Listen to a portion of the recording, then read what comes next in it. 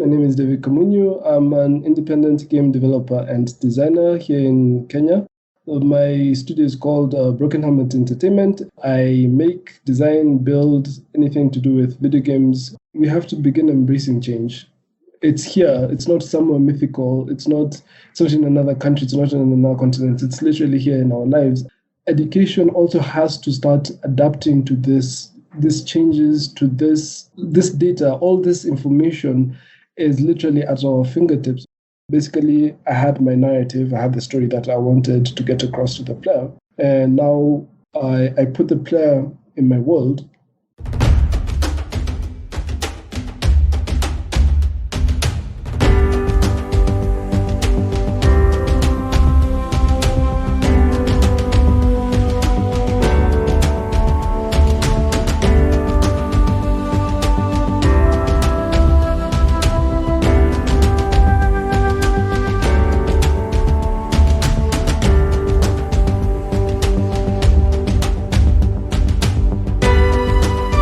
Welcome to your favorite podcast, 1000 African Voices, broadcasting from an African perspective.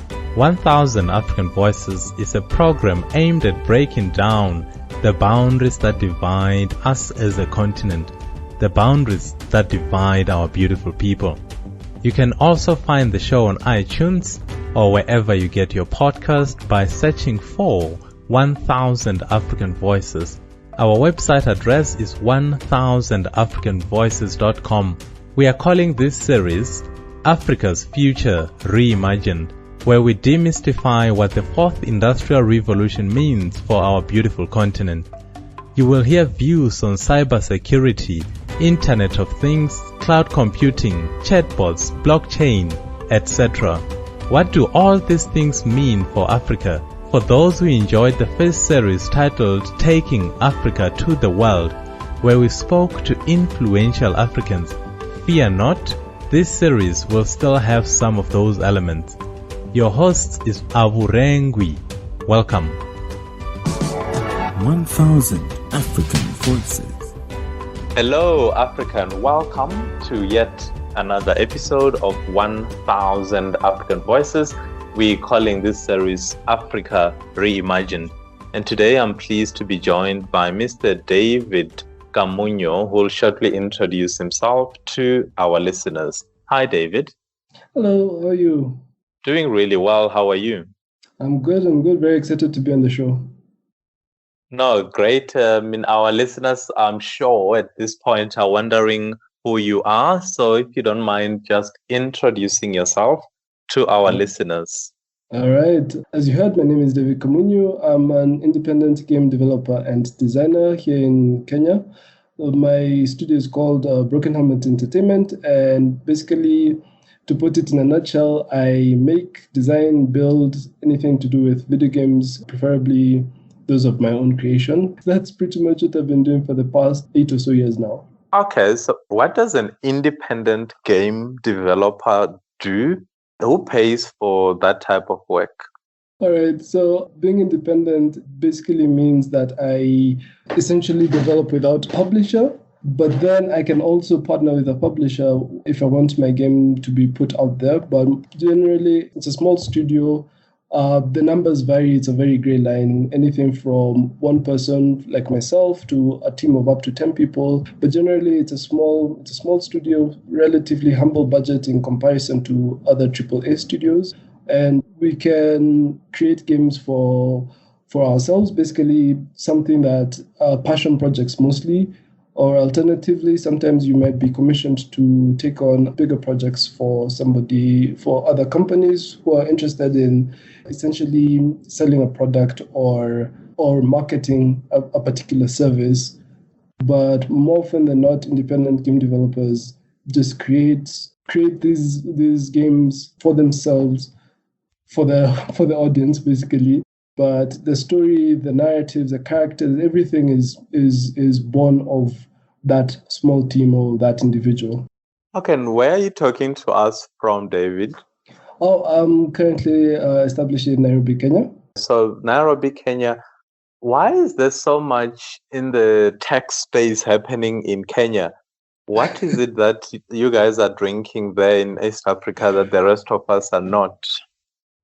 Oh that's a very interesting question. I guess we looked at international trends, and if I could back up, actually, most of us are essentially geeks and dogs who enjoy video games and comics and cosplaying and anime and such things, and they just became very.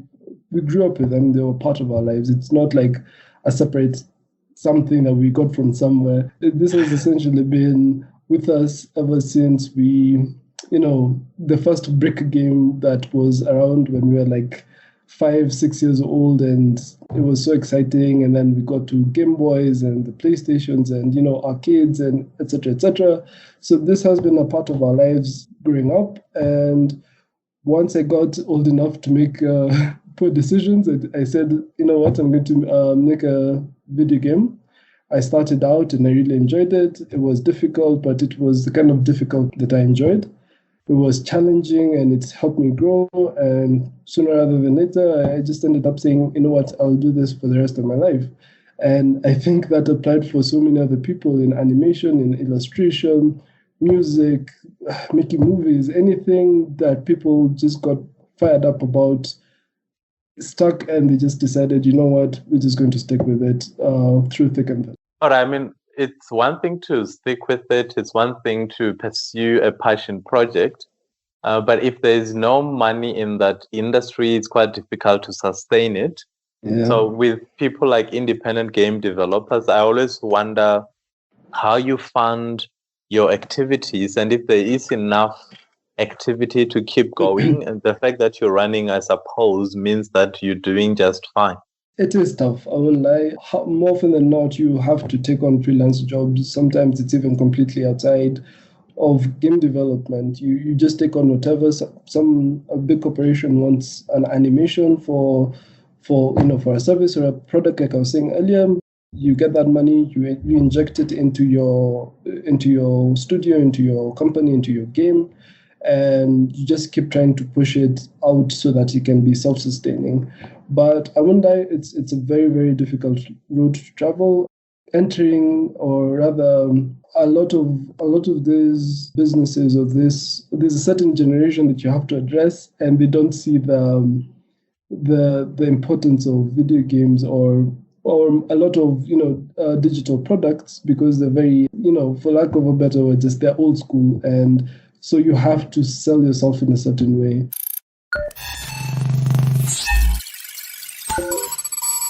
But once you're able to get a good client base, you're able to sustain your project all the way till it's finished, and that way you just grow yourself and you become an inspiration for the next generation.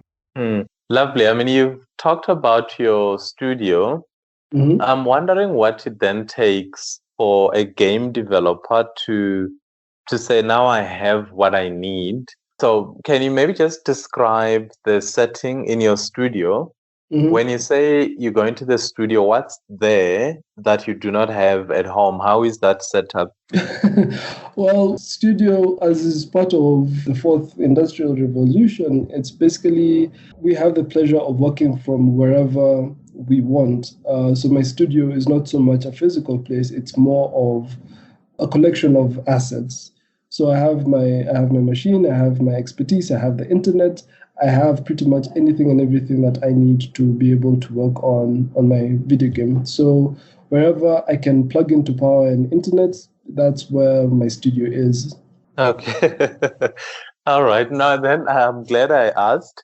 And I mean, again, you are the second voice that we're talking to in our second part of the 1000 African Voices show, where we're now really focusing on what the fourth industrial revolution means, not only within the African continent, but what it means for our people within a global context. So questions such as the one I've asked on the studio helps not only me, but the listeners to understand that you actually don't need a physical place, but rather that you can just have your laptop and whatever tools you need loaded on the laptop and you're good to go. Yep. All right. So I've got a son who's addicted to games, and for many, many years, I've asked him to rather create his own game. What advice would you give someone like that? Where should he start? What are some of the tools that he can explore so that he can create his first game? The one that he likes is Minecraft. And it Okay. always struck me that it's something that you could develop, but I'm sure there's a lot of complexity that goes into something like that. But what advice would you give someone in his position?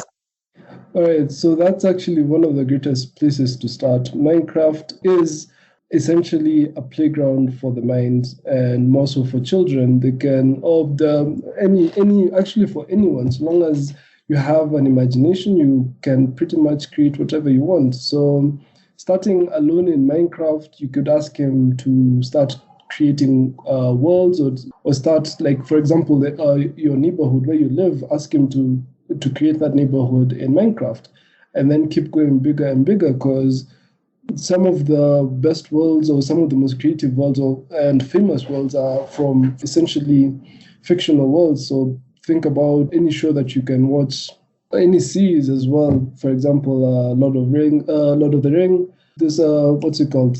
The one about dragons. I keep forgetting. Game of Thrones. Game of Thrones. There you go. Just basically anything that you can envision, you can put it down in Minecraft, and like basically create that building, that world, that ship, that vehicle, whatever. Just once you start there, you get the essentials of working in a 3D space. Then from there, it's just the tools are like, there's so many. It's essentially just for him to pick around. Of course, starting from something simple, then working yourself into now the more well-established engines such as Unity or Unreal, and then effectively he's going to end up entering into coding. But then that's the beauty of it. He doesn't have to do everything by himself, and that's something that I learned begrudgingly, that you don't always have to do everything by yourself. And once you start down this path, you will 90%, if not 100% of the time, you will end up meeting other like-minded people, and you will connect, and you will collaborate, and you will create. You will make mistakes, you will learn, and you will grow. And for now, that is all I can say. Just begin. That's all I can actually say. If you can start now, that would be the best thing.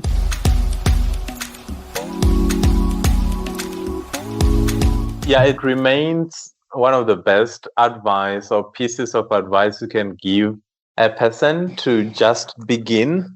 It sounds so simple, but most of us struggle with taking the first step. And if you can just begin, it doesn't matter if you're building a game, developing a website, anything. If you can begin and just sustain it, then you're halfway there. So I totally agree with that.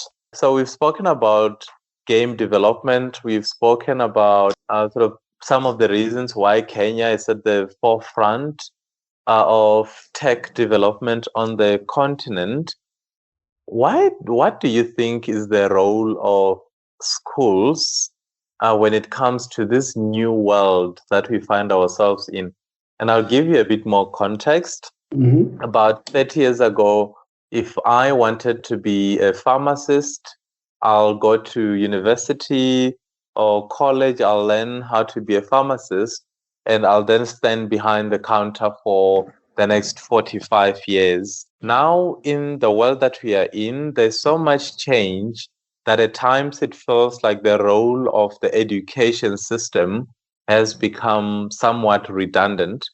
I don't know if you have a view on sort of the role that education plays within the fourth industrial revolution space.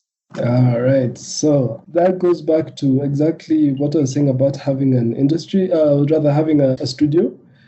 Simply put, the fourth industrial revolution is going to force a lot of, dare I say, dogmatic institutions to change, to adapt. And education will definitely is supposed to be at the front of this. Simply put, we have to begin embracing change.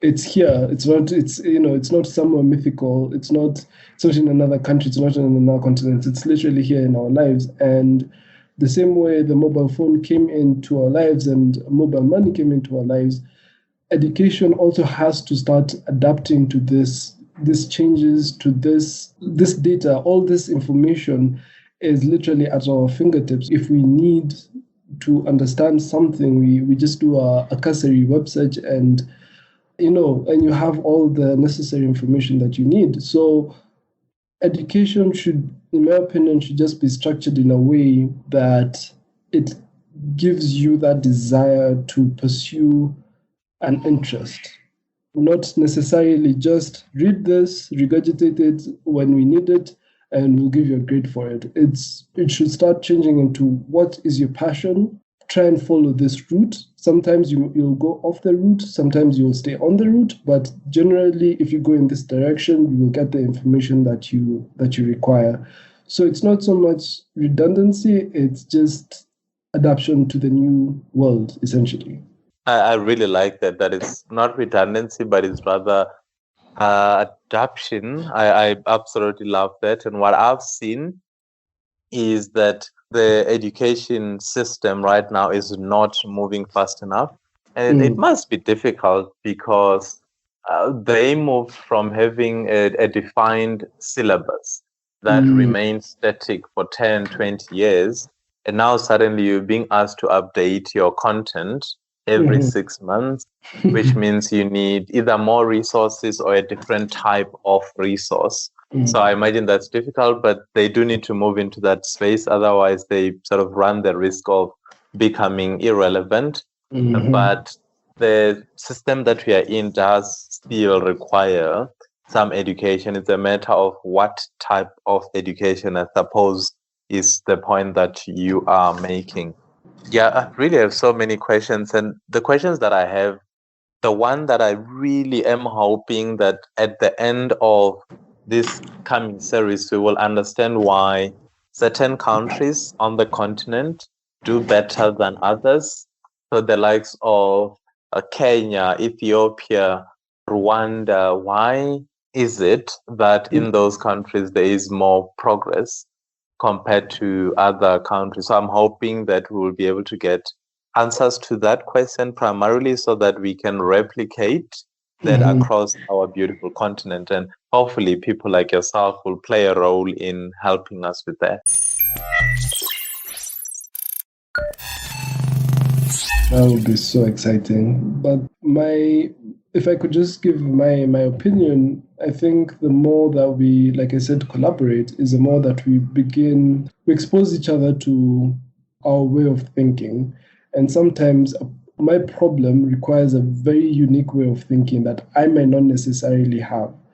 But the person who's across the border in the next city, in the next, just wherever, will look at it and say, oh, you know what, I have an idea for you. And once you start collaborating like this, it's like a chain reaction all over the place, and you just keep going. And so I think that essentially our borders should cease to exist. Traveling between African countries has to be a simple matter of getting on a train, on a bus, in your car, on an airplane, in a ship, whatever.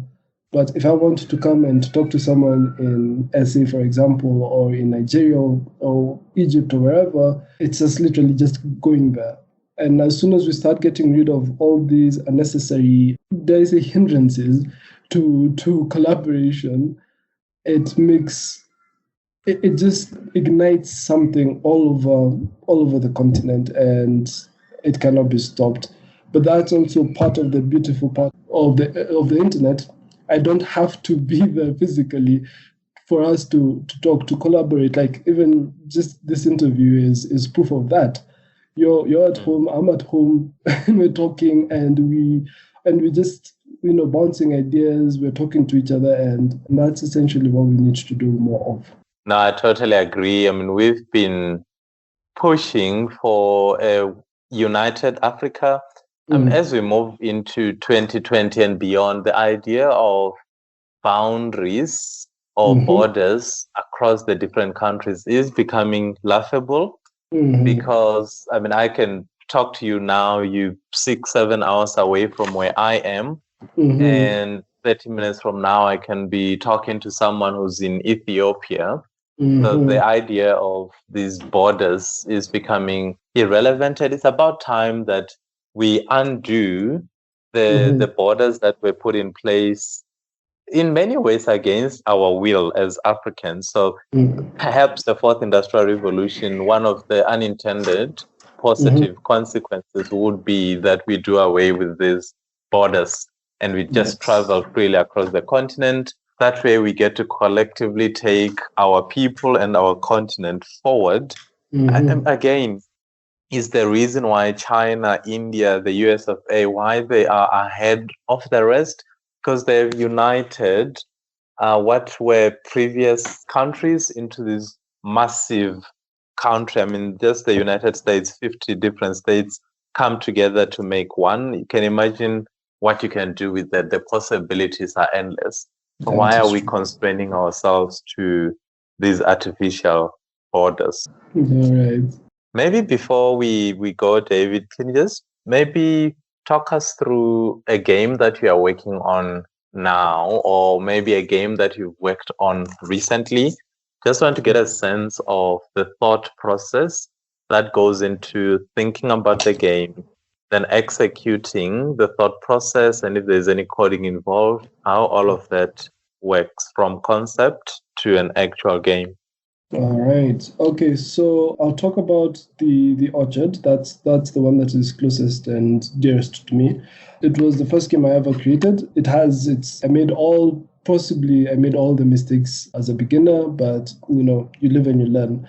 So essentially, you come up with a concept, the idea. What is it that you want to get across? It's basically a kind of communication between you, the creator, and your audience, now the person who's playing the game. How do you want it to be? Do you want it to be a single player experience? Do you want it to be more than one person playing? And if so, how are they interacting? Is it essentially real time, or are they waiting for their turn, etc., etc.? Now, for example, the Orchard was a single player story-driven game. So basically, I had my narrative, I had the story that I wanted to get across to the player, and now I put the player in my world, and because it was realistic, at least I didn't have to worry about, oh, is this too big, or is that color too rough, or whatever. I just basically modeled a typical Kenyan environment in a way. Somewhere it's not in the big city. It's well outside of the capital. So smaller towns, they're a bit distant from one another. A lot of nature was essentially used. So you have your forests, you have your crazy weather. Sometimes it can be very rainy. Sometimes it can be quite dry. The moon comes out and it's quite bright. Because it's not in a city, you get to see the stars in all the magnificence.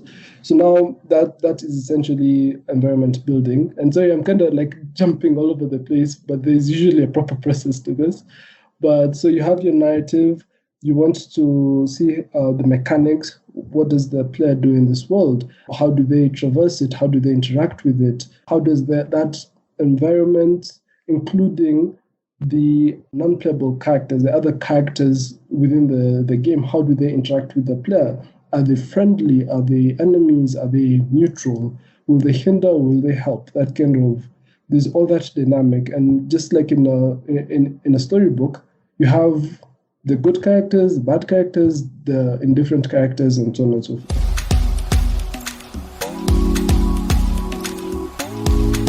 So now you have your environment, you have your mechanics, you have your story, then you start putting it together. And of course, other things start automatically coming up by themselves, sound effects, the music, if any, the style. Is it cartoonish? Is it realistic? Is it out of the world? And you just keep going with it just like that. And after that, you start throwing in other smaller elements, the things that make the game fun, essentially. Basically, like the essence of a game is to challenge the user. not too difficult that they get frustrated, but not so easy that they get bored. And now that balance is very, very important. So I once read somewhere that I either read it or I was watching a documentary on it, but a good game is essentially simple mechanics layered on one on top of the other to make it difficult. You don't make unnecessarily difficult mechanics. You just simple, continuously layered on one another. And you'll always see this in a lot of, for example, platformers. It'll be move, so you just move across the screen. Simple. Then they add on jumping. They add on sprinting. Then they add sprint jumping. That kind of you just keep building on these simple mechanics, and the game just becomes quite fun. So for me, the Orchard was focused on the story and survival elements. You had to take into consideration the world that you're in and how it reacts to you. You can't start walking across 20 kilometers without making preparations. You need to eat, you need to drink. You could say is it the Orchard? Yes, the Orchard. Okay, and how long would it take to build a basic video game that works? So I'm a beginner. I want to build a Mario type game. Okay. How much goes into that? No, that's the thing. It's very difficult to answer that because different people have different abilities. Sometimes you have someone who can do everything. Sometimes there's someone who's very good as an artist, but they're terrible as a coder. So you have to find someone to work with. And now when it's two people attacking the same problem, it becomes, easier to manage.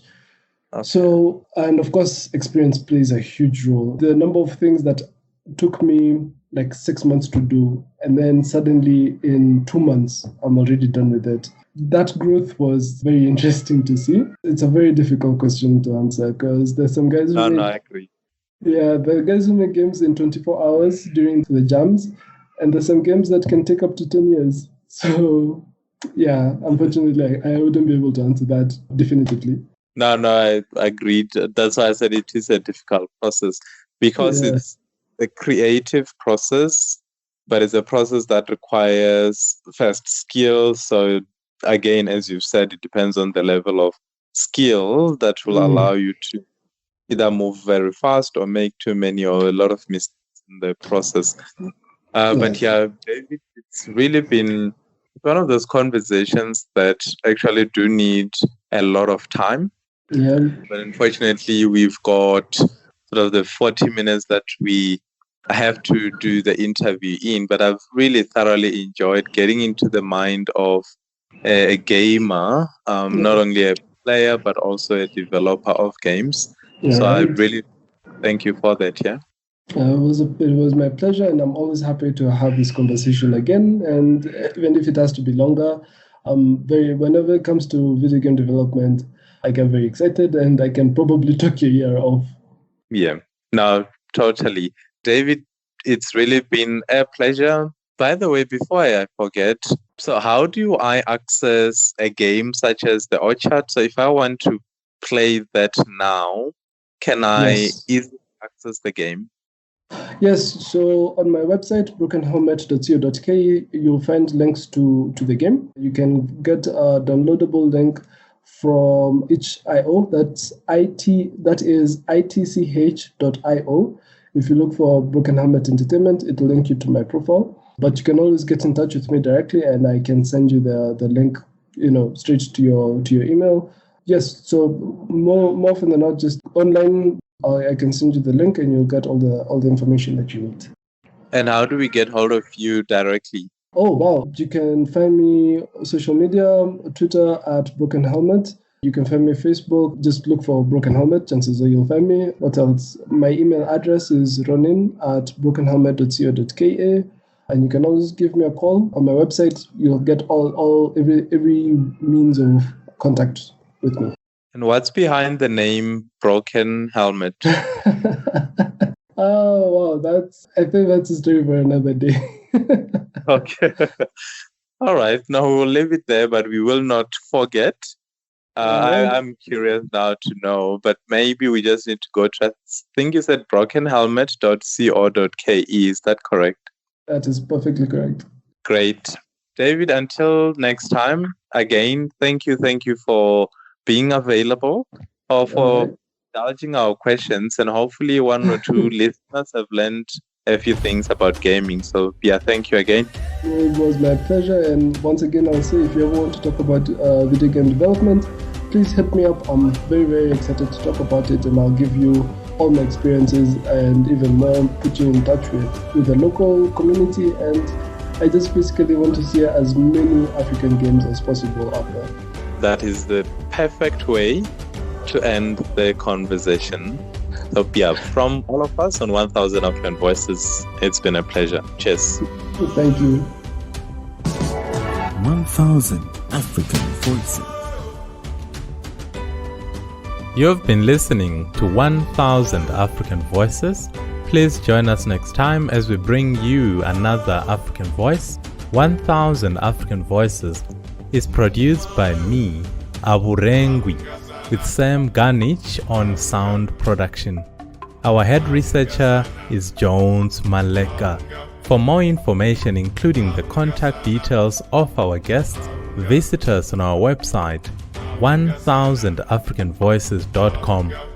You can also subscribe to our show on iTunes by searching for 1000 African Voices. Please help us grow the project by logging on to 1000africanvoices.com to subscribe. If you wish to form part of the show, send an email to jonesforchange@gmail.com. Until next time, Kungana Africa, and take care.